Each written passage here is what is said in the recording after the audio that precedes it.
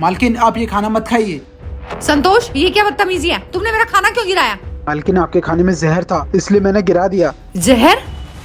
मेरे खाने में जहर कौन मिलाएगा? मालकिन आपके खाने में जहर है और ये जहर किसी और ने नहीं, आपकी बहू रानी ने मिलाया था। अरे तेरा दिमाग तो सही है, क्या बोल रहा है तू?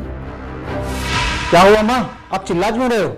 अरे देखना बेटा, ये संतोष मुझसे क्या कह रहा है। इस खाने में जहर है और वो भी बहू रानी ने मिलाया। माँ आप ये क्या बोल रहे हो? दीप्ति आपके खाने में जहर क्यों मिलाएगी? वही तो मैं इससे पूछ रही हूँ कि बहू रानी मेरे खाने में जहर क्यों मिलाएगी। बहू रानी तो मेरा इतना ध्यान रखती है। मालिक आप मेरा यकीन कीजिए, मैं झूठ नहीं बोल रहा हूँ। बहू रानी ने इस खाने में जहर मिलाया था। शिवम, ये 2 कौड़ी की औकात रखने वाला नौकर मेरे पर गलत एलिगेशन लगा रहा है। मैं भला खाने में जहर क्यों मिलाऊंगी? तुम एक काम करो, इसे धक्का मार के इस घर से बाहर निकालो।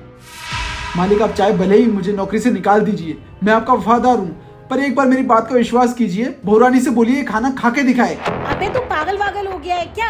या तेरा दिमाग खराब हो गया है? अब हम तेरी बात मानेंगे या तू जो बोलेगा वो करेंगे हम क्या? दीप्ति सही कह रही है, भला हम तेरी बात क्यों माने? और तू होता कौन है? मालिक आपको अपनी माँ की कसम, बहू रानी को बोलिए ये खाना खा के दिखाए। दीप्ति इसकी बात तो मैं कभी नहीं मानता, पर इसने मुझे माँ की कसम दी है और तुम माँ की कसम के लिए ये खाना खाकर दिखाओ और इसको अभी विश्वास हो जाएगा कि खाने में जहर है या नहीं। तुम सच्ची हो और ये झूठा साबित हो जाएगा। नहीं शिवम, मैं ये खाना नहीं खा सकती।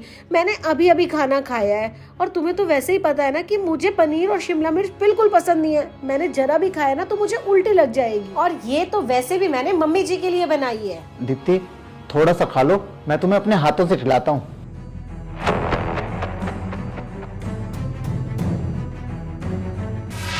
नहीं शिवम, मुझे ये खाना नहीं खाना। प्लीज यार खा लो ना। नहीं खाना मुझे ये खाना, इस खाने में जहर है। आज मुझे सारी मुसीबतों से छुटकारा मिल ही जाएगा। दीप्ति तुमने माँ के खाने में जहर क्यों मिलाया? आखिर माँ ने तुम्हारा बिगाड़ा ही क्या है? हाँ, मिलाया है मैंने इस खाने में जहर, क्योंकि परेशान हो गई थी मैं इस बुढ़िया से। मुझे हर वक्त रोकती टोकती रहती थी। बांध के रख दिया था इस बुढ़िया की बीमारी ने मुझे इस घर के अंदर, कहीं आने जाने तक का नहीं छोड़ा। आखिर करती तो मैं क्या करती? मेरी कोई जिंदगी नहीं है क्या? उसके बाद सिर्फ मुझे एक ही रास्ता नजर आया कि इस बुढ़िया को मैं रास्ते से हटा दूं। इसलिए मैंने इसके खाने में जहर मिलाया। वो तो इस नौकर ने मुझे पता नहीं जहर मिलाते हुए कहाँ से देख लिया। अगर ये मुझे नहीं देखता ना तो शिवम, इस बुढ़िया का खेल खत्म हो चुका होता और सारी की सारी प्रॉपर्टी तुम्हारे और मेरे नाम हो चुकी होती। कम से कम हम एक सुकून की जिंदगी तो जी सकते थे। शिवम, 8 साल हो गए हमारी शादी को, हमने अपने बच्चा पैदा करने तक की नहीं सोची। अरे कैसे सोच सकते हैं? इस बुढ़िया की सेवा करने से फुर्सत मिले तो ना।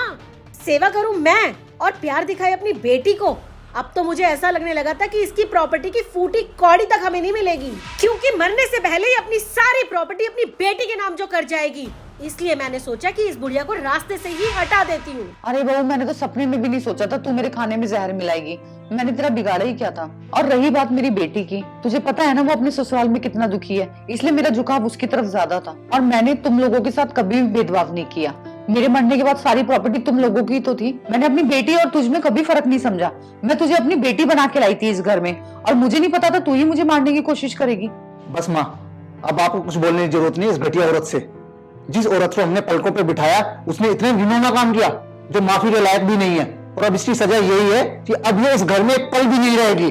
और रही बात एलुमनी की, तो वो तुम्हें इतनी मिलेगी कि तुम जिंदगी भर ऐश करोगी, बट परिवार और परिवार की खुशियां तुम्हें कभी नसीब नहीं होंगी। निकल जाओ मेरे घर से अभी के अभी।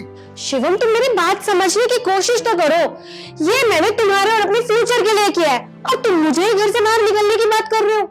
मुझे तुम्हारी कोई बात नहीं सुननी है। निकल जाओ मेरे घर से और मेरी जिंदगी से।